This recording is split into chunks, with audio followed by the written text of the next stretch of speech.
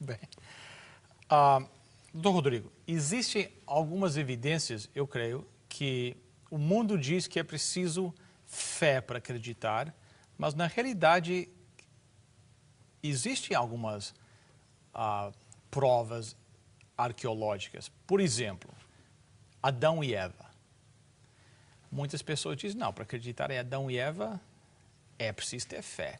Mas será que existem provas, evidências, quem sabe, arqueológicas da existência de Adão e Eva, do dilúvio? Aliás, aqueles primeiros capítulos lá do livro de Gênesis, que o mundo aí diz, não, isso é fantasia, isso é elemento de... Vocês precisam ter fé, mas será que existem algumas evidências de que aconteceram esses acontecimentos que a Bíblia declara lá no começo da Bíblia? Em primeiro lugar, Bill, vamos definir academicamente o que é evidência. Às vezes as pessoas não entendem bem o sentido de evidência. Pensam que evidência seria um DNA de Adão, um pedaço da orelha dele, a foto ossada. Não é assim que a gente trabalha com o método científico. Evidências são elementos que aparecem num determinado campo e que me permitem construir hipóteses de trabalho em cima daquilo.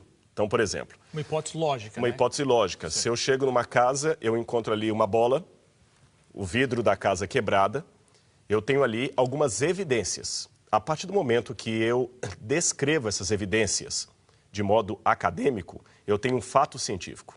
Okay. A bola não pode ser subjetiva a descrição. Não posso falar que a sala era grande e espaçosa. Ela tinha tantos metros por tantos metros. Não posso falar que ela estava suja. Ela tinha elementos aqui e ali, não pode ser subjetivo. Aí eu tenho um fato científico. Em cima da evidência, eu construo um fato científico. Depois que eu descrevi o fato científico, eu posso começar a ter interpretações. Okay. Então, se existem 2 ou 3 interpretações em pé de igualdade para explicar aquele fato que eu não presenciei, eu chamo isso de hipótese de trabalho. Okay. Uma hipótese. Se eu só tenho uma forma de explicar aquele fato e nenhuma outra igual, eu já vou um passo além, eu tenho uma teoria. Okay. Se eu consigo repetir o processo em laboratório e observá-lo, eu tenho uma lei. Então, essas coisas são importantes. As pessoas misturam hipótese com teoria como sendo... Não é a mesma coisa. Então, é uma progressão de hipótese... Até chegar à lei. Então, nós temos a evidência, nós temos o fato científico, hipótese de trabalho, teoria, lei. Okay. Agora, quando eu estou falando de história, eu não posso falar de lei, porque eu não posso repetir a história em laboratório. Certo. Eu fico mais no campo das evidências, subo no máximo até a hipótese. Evidência, fato científico e hipótese. Então, vamos pegar as evidências. Eu trouxe aqui comigo, gostaria de mostrar para você, Bill, e para as pessoas que estão em casa. Esse aqui é um tablete cuneiforme. Esta aqui é uma cópia. O original está no nosso museu lá no Brasil, eu não poderia trazer. No Museu do Louvre você tem vários tabletes desses, no Museu Britânico você tem, no Museu Metropolitan Museum de Nova York. Aqui você tem das primeiras formas de escrita da humanidade. Quando a humanidade começou a produzir os seus primeiros documentos em escrita cuneiforme, a primeira civilização surgiu, e qualquer acadêmico de história vai reconhecer isto, a primeira civilização do mundo surgiu na Mesopotâmia, onde hoje seria o Iraque, o conturbado Iraque. Ali foram as primeiras civilizações. E a primeira cidade que surgiu como civilização foi justamente a cidade de Eridu. Agora vamos raciocinar de uma maneira quase de detetive. Okay. Se a história de Adão e Eva for verdadeira, porque eu já tenho um testemunho dela escrito aqui na Bíblia. Certo. Falta verificar se esse testemunho procede ou não. Se essa história for verdadeira, Adão e Eva estariam no topo genealógico de todas as nações do mundo. Concorda comigo? Lógico. Eu estou trabalhando com 50% de chance de Moisés ter escrito uma mentira ou ter escrito uma verdade. Certo. Se for verdade, aqueles primeiros povos que surgiram ali eram descendentes de Adão e Eva. Lógico. E cronologicamente falando, também estariam próximos a Adão e Eva pela cronologia bíblica. Se for verdade o que a Bíblia falou, nos primeiros documentos da humanidade, eles deveriam fazer referência a Adão e Eva, ancestral comum. Lógico. Concorda? Um outro detalhe. Se o evento histórico é grande demais e traumático demais, ele vai deixar marcas na geração seguinte. Lógico. Isso é óbvio. Né? Os primeiros judeus que sobreviveram ao holocausto nazista da Segunda Guerra Mundial, todas as gerações falavam do nazismo até hoje. Quantos anos já se passaram desde a Segunda Guerra? E você ainda tem o filme A Lista de Schindler sendo exibido, você tem outros livros sobre os judeus até hoje, têm o trauma do nazismo, eles contam e recontam a história. Então, da mesma maneira, Se aqueles elementos de Gênesis 1 a 11 ocorreram, um dilúvio catastrófico, a expulsão do casal, do paraíso, do Éden, eram coisas que deveriam estar na memória do povo. Terceira regra, antes de nós avaliarmos as evidências. À medida que a história vai passando, ela vai se mitologizando. Algumas pessoas vão acrescentando dados, tirando outros, modificando. No Brasil, nós temos uma brincadeira, que eu não sei se aqui no Canadá tem, a gente chama de telefone sem fio.